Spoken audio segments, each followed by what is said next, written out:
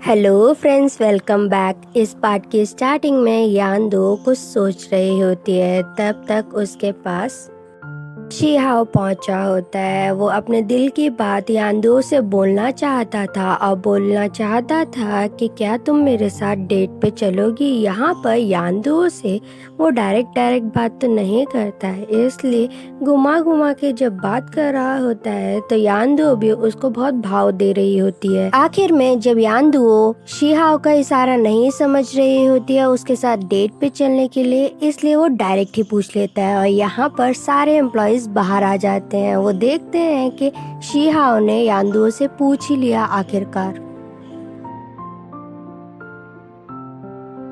अगले पल का सीन दिखाते हैं, यांगुओ के पास किसी का कॉल आया होता है। वो और कोई नहीं बल्कि हुई फैंग का ही कॉल होता है। यहाँ पर हुई फैंग यांगुओ को कॉल करके अपने पास बुलाई होती है। जो काम केजोंग अभी तक नहीं कर पा रहा था वो हुई फैंग अब यांगुओ से करवाना चाहती थी। वो चाहती थी कि वो यूफिंग को मनाने में उसकी हेल्प करे। यांगुओ भी बहुत ज्यादा मासूम होती है और हुई फैंग की बातों में आ जाती है। यांगुओ हुई फैंग को पूरी मदद करने के लिए बोलकर वहाँ से चली जाती है। अगले पल हमें दिखाते हैं यांगुओ यूफिंग के ऑफिस जा रही होती है। यांगुओ जब यूफिंग के ऑफिस जा ही रही होती है तब लिफ्ट में उसे शीहाओ मिल जाता है। यहाँ पर गलती से शीहाओ के हाथ में एक कैक्टस होता है जिसके कांटे यांगुओ को लग जाते हैं। शीहाओ यांगुओ से उसका फ्लोर नंबर पूछकर लिफ्ट में बटन दबा देता है और वो दोनों बात करना शुरू कर देते हैं। यहाँ पर यांगुओ से पूछती है कि ये तुम किसके लिए ले जा रहे हो। वो बताता है कि मेरी एक बेस्ट फ्रेंड है, मैं उसके लिए ले जा रहा हूँ। शीहाओ यहाँ पर यांगुओ को कैक्टस की खूबियाँ गिनवाना शुरू कर देता है, जिसे सुनकर यांगुओ भी इम्प्रेस हो जाती है। अगले पल हमें दिखाते हैं दोनों ही एक ही ऑफिस में पहुंचे होते हैं। यहाँ पर वो बताती है कि मैं यांगुओ से मिलने आई हूँ। शीहाओ को जब पता चलता है कि यांगुओ यांगुओ की छोटी बहन है तो वो यहाँ पर उसके साथ फ्रेंडशिप करता है और उसकी बहुत ज्यादा खातिरदारी में लग जाता है। शीहाओ यांगुओ के लिए कॉफी लेके आया होता है, जिसे देखकर सारे एम्प्लॉयज भी मजा ले रहे होते हैं। यांगुओ को पता लगता है कि वो कैक्टस और किसी के लिए नहीं बल्कि यानदुओ के लिए ही है, क्योंकि उसकी टेबल पे ही रखा होता है। यानदुओ जब बाहर आती है तो यांगुओ बहुत ज्यादा एक्साइटेड हो जाती है। मीटिंग रूम से जैसे ही यूफिंग बाहर निकल कर आता है यांगुओ उसके पास जाती है। यहाँ पर यूफिंग के सामने जैसे ही यांगुओ हुई फैंग का नाम लेती है वैसे ही वो बोलता है, अगर तुम्हारे पास कोई इम्पोर्टेंट काम नहीं है मुझे बताने के लिए तो प्लीज मुझे काम है, तुम जा सकती हो यहाँ पर। यूफिंग का ऐसा बिहेवियर देखकर यांगुओ वहाँ से चली जाती है। अगले पल हमें दिखाते हैं यांगुओ घर पहुंची होती है। यहाँ पर वो केजोंग के साथ आई होती है। अपने फादर को बताती है कि केजोंग भी घर आया है तो उसके फादर केजोंग को बिल्कुल भी एंटरटेन नहीं कर रहे होते हैं। केजोंग वहाँ से ये बोल के निकल जाता है कि अंकल को जरूर से इम्पोर्टेंट काम होगा तो तुम उनको तंग ना करो। केजोंग जब वहाँ से चला जाता है तब यांगुओ अपने फादर के पास गुस्से में आती है और बोलती है, ये क्या तरीका होता है केजोंग से बात करने का। यहाँ पर उसके फादर गुस्से में बोलते हैं, तुम्हें याद नहीं है केजोंग ने तुम्हारे साथ कैसे बिहेव किया था। तुम रोते हुए घर आई थी जो कि मुझे बिल्कुल अच्छा नहीं लगा था, इसलिए मैंने उसके साथ भी वैसे ही किया। यांगुओ सारी पुरानी बातें भूल जाने के लिए अपने फादर को सजेस्ट करती है। यहाँ पर उसके फादर जब नहीं मान रहे होते हैं तो अपने फादर को मनाने के लिए उनको टिकल करना शुरू कर देती है। यांगुओ यहाँ पर यानदुओ के बारे में बताते हुए अपने फादर को बोलती है कि यानदुओ के ऑफिस में शीहाओ नाम का एक लड़का है जो कि यानदुओ को बहुत ज़्यादा पसंद करता है और उसके लिए कैक्टस भी लेके आया था।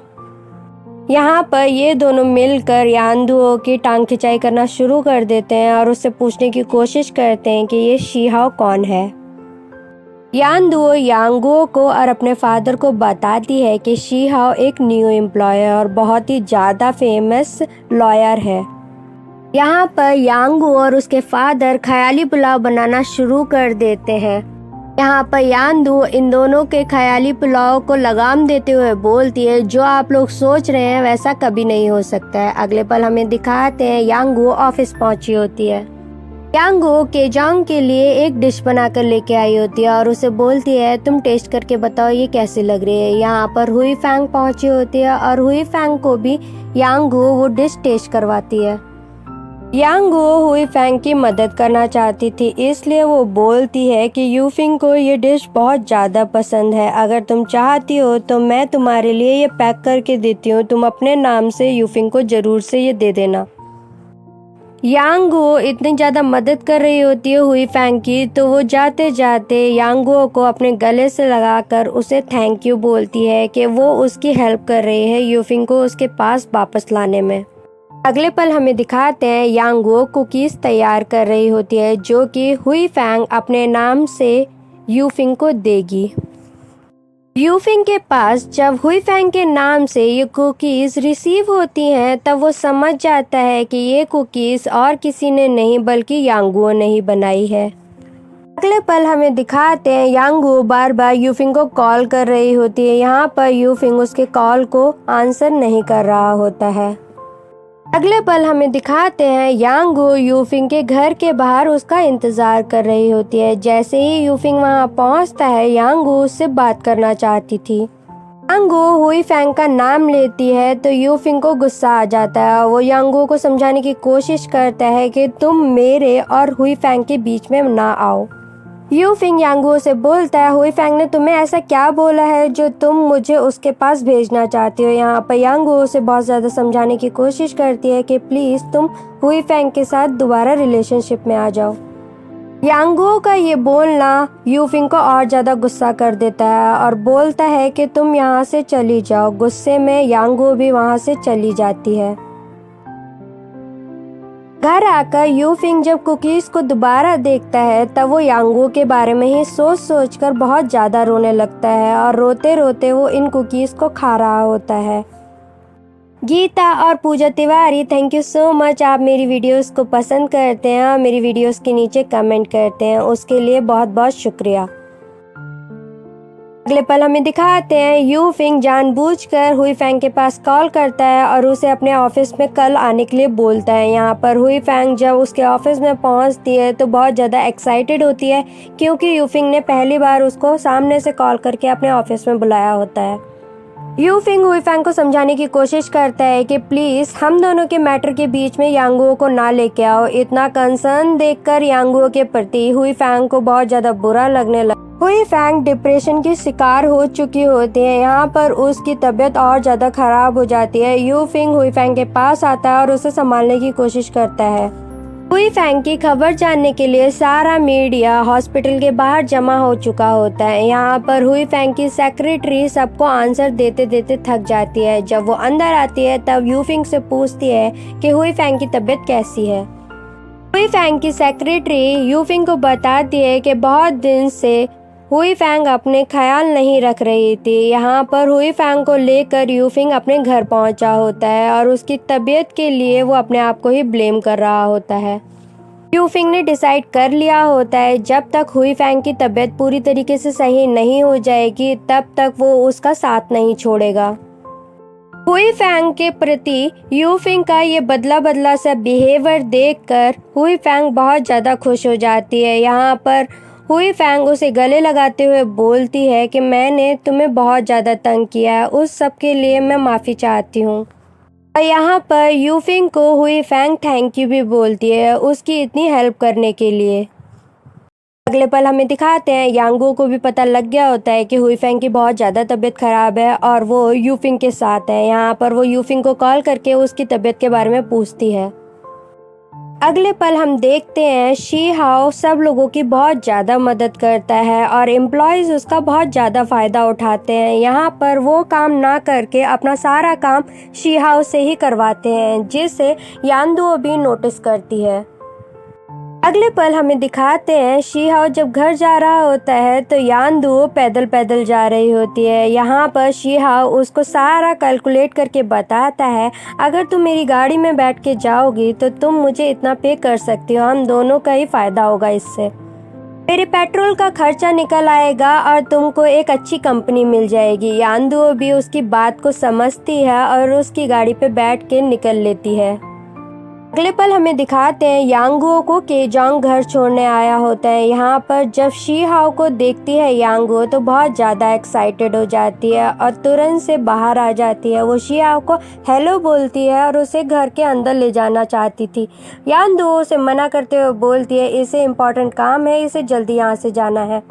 यांगुओ शी हाओ को जबरदस्ती अपने घर के अंदर ले जाना चाहती थी और यांगुओ उसका हाथ पकड़कर उसे बाइक की तरफ ले जा रही होती है। ये सब शोर सुनकर उन दोनों के फादर बाहर आ जाते हैं और उन दोनों से पूछने की कोशिश करते हैं तुम दोनों ये क्या कर रही हो। यांगुओ अपने फादर को इशारों में बताती है कि यही शियाओ है जिसने उसे कैक्टस दिया था, जिसे सुनकर उसके फादर और ज़्यादा एक्साइटेड हो जाते हैं और ज़बरदस्ती शियाओ के अपने घर ले जाते हैं। यांगुओ भी यहाँ पर केजोंग को अंदर इनवाइट करती है। उसके फादर कमेंट करते हुए बोलते हैं हाँ, फ्री का खाना खाने तो कोई भी आ सकता है। यांगुओ को अपने फादर का किया हुआ कमेंट अच्छा नहीं लगता है क्योंकि इनडायरेक्टली उन्होंने केजोंग की बेइज्जती की होती है। अंदर जाकर उसके फादर शी हाओ की बहुत ज़्यादा खातिरदारी कर रहे होते हैं। अगले पल का सीन दिखाते हैं। हुई फैंग और यू फिंग हॉस्पिटल पहुंचे होते हैं। यहाँ पर डॉक्टर बोलते हैं यू फिंग को कि हुई फैंग बहुत अच्छे से रिकवर कर रही है, बस उसको तुम्हारा साथ चाहिए और हमेशा उसको खुश रखना। यू फिंग हुई फैंग को बोलता है क्या हम लोग वॉक पे चल सकते हैं। यहाँ पर उसके साथ वॉक पे जाने से हुई फैंग बहुत ज़्यादा खुश फील कर रही होती है। अगले पल हमें दिखाते हैं यांगुओ उन तीनों के स्कूल पहुंची होती है जहाँ पर उन तीनों ने बचपन में ही पढ़ाई की होती है। यांगुओ यहाँ पर केजोंग के असिस्टेंट के तौर पे आई होती है। केजोंग को यहाँ पर रीडिज़ाइन करने का काम मिला होता है। जब वो जा ही रहे होते हैं तब वो नोटिस करते हैं कि सामने से हुई फैंग और यू फिंग आ रहे हैं। यू फिंग और हुई फैंग भी उन दोनों को देख लेते हैं और यू फिंग उसे बताता है कि केजोंग और यांगुओ सामने खड़े हैं। ये दोनों एक दूसरे को इग्नोर करना चाहते थे मगर हुई फैंग बोलती है क्या हम लोग साथ में डिनर करने चले। यहाँ पर ये लोग एक्सक्यूज़ करते हुए बोलते हैं नहीं, हम लोग बहुत ज़्यादा बिजी हैं, हम लोग तुम लोगों के साथ नहीं चल सकते हैं। अगले पल का सीन दिखाते हैं। यू फिंग यहाँ पर यांगुओ को याद कर करके उसके साथ बिताए हुए दिनों को याद कर करके रो रहा होता है। शी हाओ यांगुओ के पास पहुंचा होता है। यांगुओ को वो कैसे कन्विंस कर सकता है ये सारी जानकारी लेने के लिए। यहाँ पर यांगुओ भी उसकी हेल्प करने के लिए रेडी हो जाती है। यांगुओ शी हाओ से पूछती है तुम मेरी दीदी को लेकर सीरियस तो हो ना। वो भी हामी भरता है। अगले पल हमें दिखाते हैं यांगुओ ये सारी खबर अपने फादर को दे रही होती है और ये दोनों एक दूसरे के साथ एंजॉय करके सारी बात शेयर कर रहे होते हैं। अगले पल हमें दिखाते हैं यांगुओ के पास तोतो का कॉल आया होता है और वो फ़ोन पे बहुत ज़्यादा रो रही होती है। तो यांगुओ को बता दिया उसका बॉयफ्रेंड इतने साल से जो दोनों साथ थे वो उसके ऊपर चीट कर रहा है। श्रुति कपिल, अपर्णा प्रियदर्शनी, अफसाना Bano, thank you so much. आप लोग मेरी वीडियोस को रेगुलर देखते हैं और मेरी वीडियोस के नीचे रेगुलर कमेंट करते हैं। अगले पल हमें यही दिखाते हैं कि यांगुओ बहुत ज़्यादा सोच में होती है कि कैसे तोतो का बॉयफ्रेंड इतने सालों के रिलेशनशिप में भी उन्हें धोखा दे सकता है। यहाँ पर यांगुओ के पास किसी का कॉल आता है और ये और किसी का नहीं बल्कि यू फिंग का ही कॉल होता है।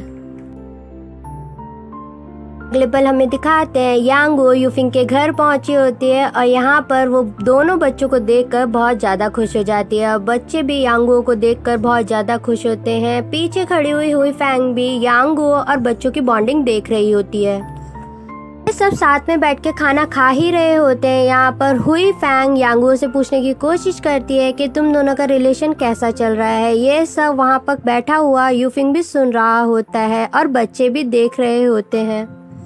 यहाँ पर बच्ची यू फिंग से पूछने की कोशिश करती है कि हुई फैंग उनके घर में क्या कर रही है।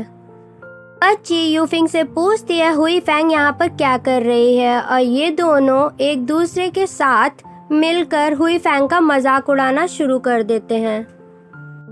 यांगुओ दोनों बच्चों को डांटते हुए बोलती है सॉरी बोलो हुई फैंग से, तुम्हें ये नहीं पता है बड़ों की रिस्पेक्ट कैसे करनी चाहिए। अगले पल हमें दिखाते हैं यांगू बच्चों को सोने में हेल्प कर रही होती है। वहाँ पर बच्ची उससे पूछती है कि हुई फैंग हमारे घर में क्या कर रही है और ये हमारे घर में कब तक रहेगी। यांगू बच्चों को समझाते हुए बोलती है हुई फैंग आंटी की तबीयत खराब है, इसलिए यूफिंग उनकी रिकवरी में हेल्प कर रहा है। यहाँ पर बच्ची बोलती है हमें हुई फैंग आंटी बिल्कुल भी पसंद नहीं है। फैंग भी यांगू और बच्चों की कन्वर्सेशन सुन लेती है। यहाँ पर यांगू बच्चों को फिर से समझाती है कि ऐसा किसी के बारे में नहीं बोलते हैं।